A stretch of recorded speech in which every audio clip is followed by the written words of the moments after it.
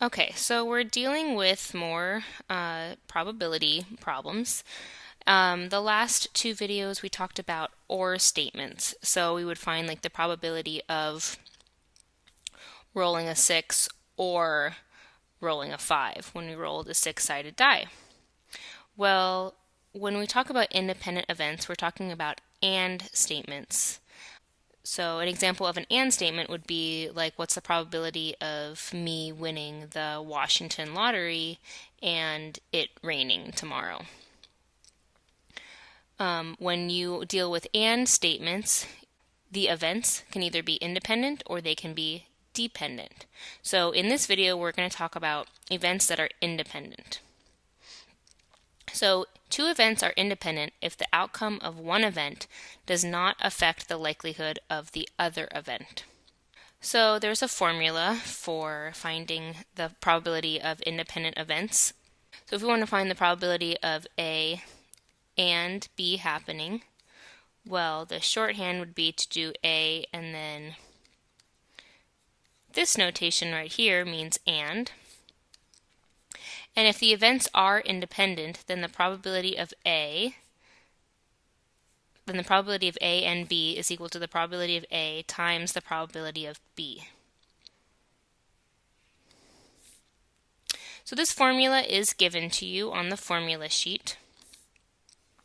So really what we need to remember is paying attention to what the events are and determining, are they independent, are they dependent, are they mutually exclusive, are they not mutually exclusive. We have to make that distinction first, and then from there we can decide what formula we should be using. This should be an and, huh? When we had or probabilities, so mutually exclusive or not mutually exclusive, we were adding and subtracting probabilities. When we have and statements, so independent or dependent events, we're going to be multiplying. So let's just work through some simple examples of how to use this formula for independent events. Okay, let's work through this first example. In this problem, I want to find the probability of flipping a heads while flipping a coin and rolling a 4 on a six-sided die. So I want to find the probability of getting a heads and rolling a 4. So what I need to do is find the probability of flipping a heads and multiply it by the probability of getting a 4. And we can do that because these two events are independent. Getting a heads does not affect the next event of rolling a 4 on a die. Those do not have any effect on the other, or the first one doesn't have any effect on the second one. So to flip a heads, well, when we flip a coin, we either get heads or tails. So the probability of getting a heads is just 1 out of 2, so 1 over 2.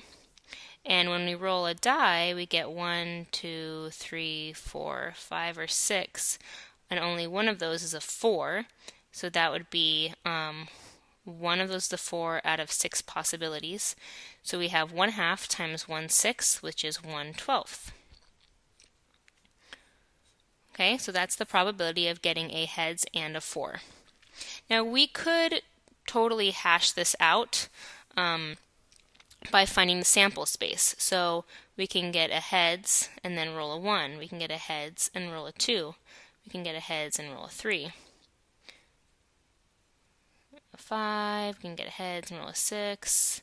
We can get tails and a 1, tails and a 2, tails and a 3, tails and a 4, tails and a 5, tails and a 6.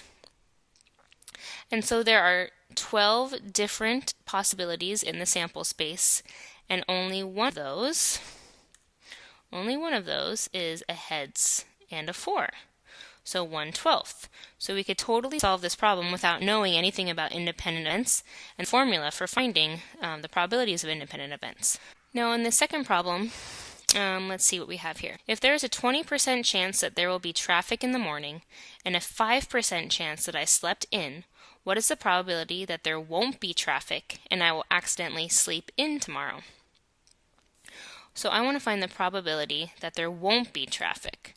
So that's the complement of the fact that there will be traffic. And I want to find the probability of there won't be traffic and I accidentally sleep in. So, to find the probability that there won't be traffic, the probability that there won't be traffic is equal to 1 minus the probability that there will be traffic. So the probability that there won't be traffic is 1 minus 0.2, which is the probability that there will be traffic, which is 0.80. So I'm going to do 0.80 times the probability that I accidentally slept in, which is 5.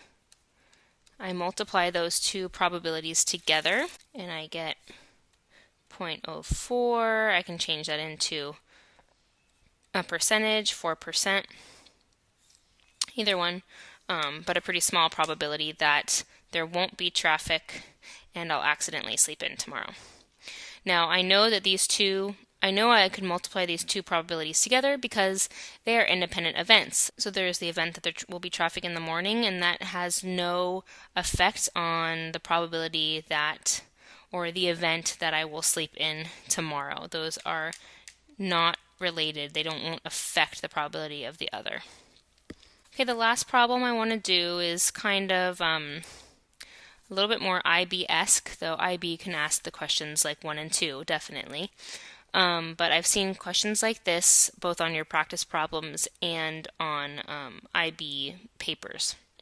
Okay, so from a group of 11 students, 9 are volleyball players, 5 are tennis players, and 3 play volleyball and tennis. The first thing I want to do is draw a Venn diagram that represents this information. So when we draw a Venn diagram, we want to draw a rectangle to represent our space. And then because students are either volleyball players or tennis players or both, we're going to only have 2 circles that intersect so they either play volleyball or tennis, because 3 students play both. 3 are volleyball and tennis, and that's where those 2 intersect. So if 3 of the students play volleyball and tennis, but 9 total play volleyball, that means that for this space, the volleyball alone, I have to do 9 minus 3, which is 6. And then for this space right here, for just plain tennis players, ones that only play tennis, they don't play volleyball, I have 5 tennis players minus the 3 that play both volleyball and tennis, so 2 goes here. So that's my Venn diagram. Then the next thing I want to do is find the probability that an athlete chosen at random plays volleyball. So, the probability that a student plays volleyball, so 9 students play volleyball out of 11 total students, so that's the probability that a student plays volleyball. Oh, and just to make, I wanted to say, just to make sure that we filled in our Venn diagram correctly, if now we add all these numbers together, it should equal the total number of students that I was originally talking about, so 11. So before, if I added all these together, it was much more than 11, and that's because we counted this group of 3. We actually counted them 3 times. We only want to count them once. The next problem, I want to find the probability that a student plays volleyball or tennis. When we look at this, this could be a combined event, right? They are not mutually exclusive. So they can play volleyball, so that would be 9 out of 11. They can play tennis, which would be 5 out of 11. But they could also do both, so I would subtract 3 out of 11, that middle part. And when I do 9 plus 5 minus 3, I get 11 out of 11, which is just 1. So the probability that a student in this group plays volleyball or tennis is just 1, because I only have students that play volleyball or tennis. So the probability of them playing volleyball or tennis is 1.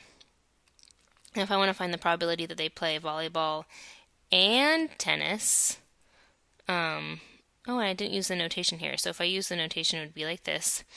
Volleyball and tennis. So volleyball and tennis. So that would just be this middle group right here, 3 out of 11. So 3 out of the 11 students play both. Now a question I have for you is, are these events independent of each other? If two events are independent of each other, then the probability of A and B would equal the probability of A times the probability of B. When we look at this, if these two events were independent, the probability of them playing volleyball and the probability of them playing tennis would have to be